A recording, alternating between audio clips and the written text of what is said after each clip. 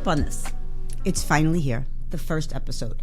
Not a TikTok or YouTube short where I have been promoting this podcast for weeks, feels like, but this is the first podcast. And I am your host, Deirdre Haggerty, and I am so excited that you're here to join me. I am a certified career coach. I am the founder of Coaching with Miss D, where I offer life coaching and career coaching services that align your career with your vision for life. Because I have literally searched, and I'm now going to cry, 30 years for that. So I'm really excited you're here with me today because all I want to do is have a conversation. I don't want to talk at you. I don't want to tell you what to do. I just want to tell you what I've been through and what I can do to help you through your journey.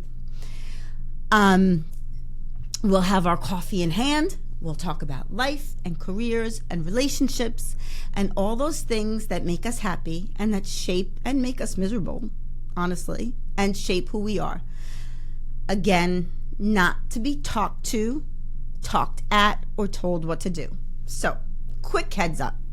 If you suffer from misophonia, which is, this is irritating to you, certain sounds like sipping or chewing, which trust me, I get, because when I sit next to my husband and he's eating anything, it drives me crazy.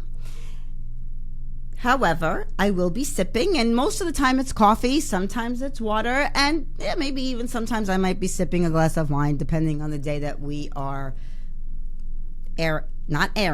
taping this, recording this, whatever you want to call it. Taping goes back to the 80s from when I was a kid.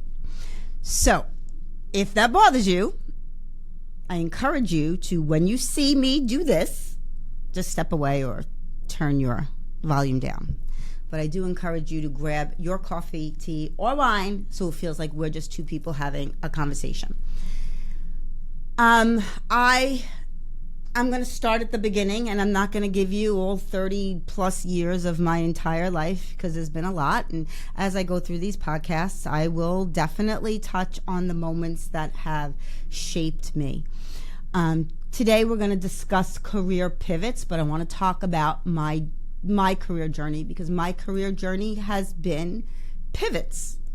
And today, I was talking about that, and this is why I'm a little teary about it, because I stepped aside because I chose to, not because anybody made me, not because anybody forced me. It was my choice to be a mom and to help my husband with his business.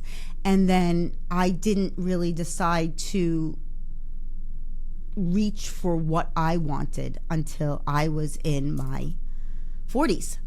In high school, I took cosmetology, and I did that to rebel against my parents who wanted me to be a doctor or a lawyer because I was so smart and I should do all these things and I should be the first person in my family to go to college.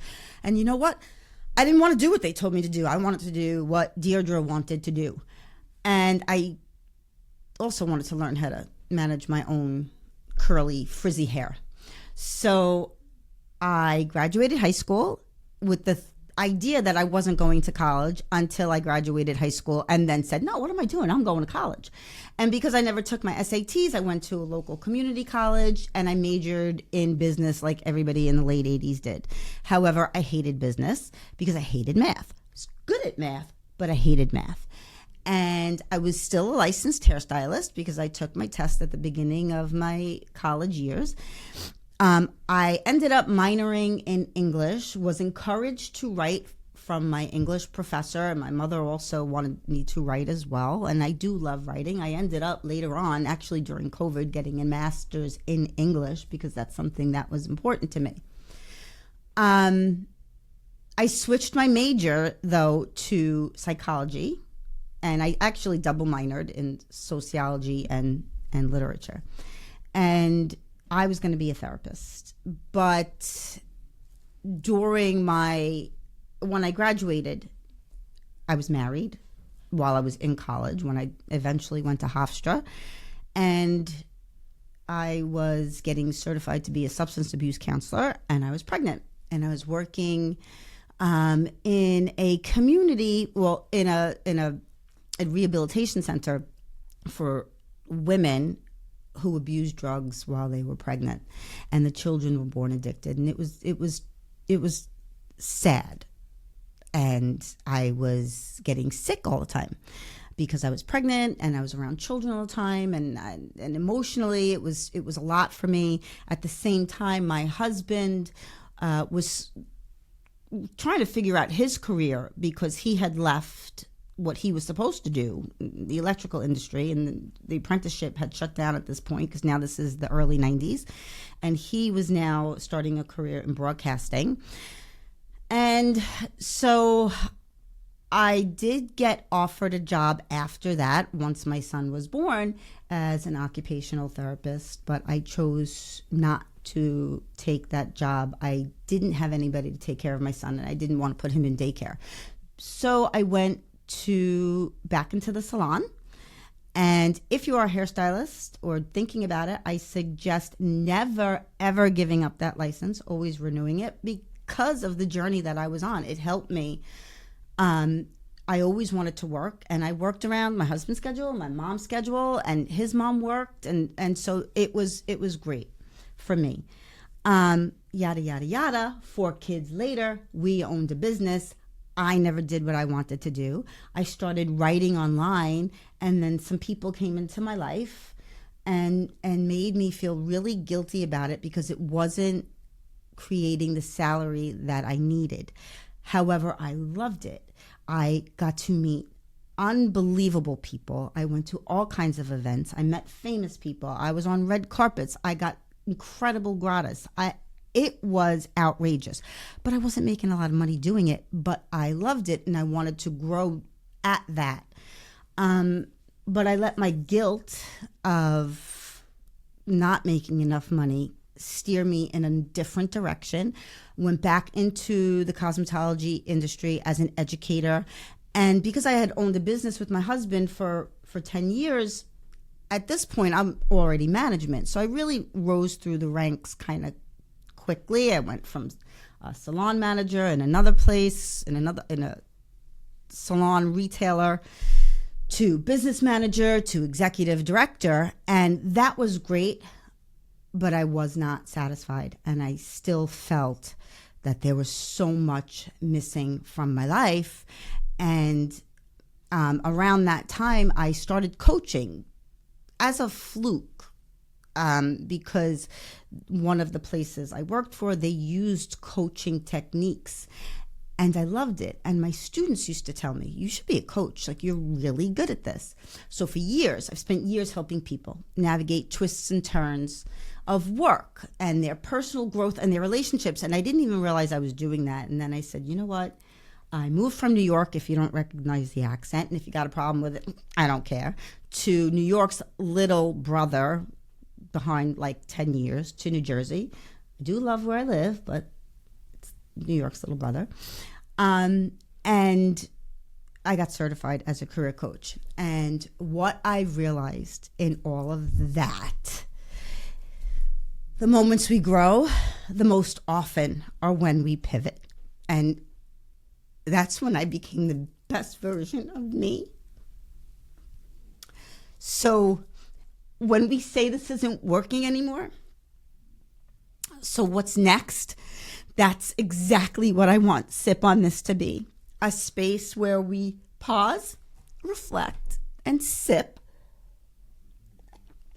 on something comfortable and comforting, and talk about the real shifts that can lead to transformation. My clients range in age from early 20s to divorced women who have suffered great losses. And I hear the same thing. They really want to have that alignment, and there's absolutely nothing wrong with that. And some people think if you pivot, that means you're throwing it all away. Nope, it doesn't mean you're throwing it all away. It doesn't mean you're starting from scratch. In my case, it did, but I didn't really leave that industry until I was set up in what I'm doing now. So a pivot can be a small adjustment, just like shifting your role at work. You know, maybe you want to move to a different department. Maybe you want to move into HR.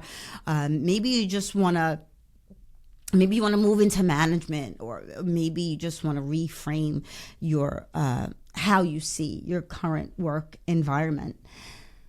It's all okay. Because here's the truth. And I've touched on this, and I've put these statistics out on my shorter little clips. No one, or very few people, stick to a straight career path. I heard a podcast the other day with my idol, Mel Robbins, and she had on this astronaut and young woman, 36, and she talked about how she truly got to that point where she is because she set her sights on it and she went for it. And she said, you know, now where I am, I don't know what I'm going to do in my 40s. And that's okay. So that's really it for today. Thank you for joining me. Please subscribe to my YouTube channel, or wherever you are receiving this podcast. You can subscribe to me on TikTok, because if you don't feel aligned with who you are today, I'm sure together we can get you there. Have a wonderful day.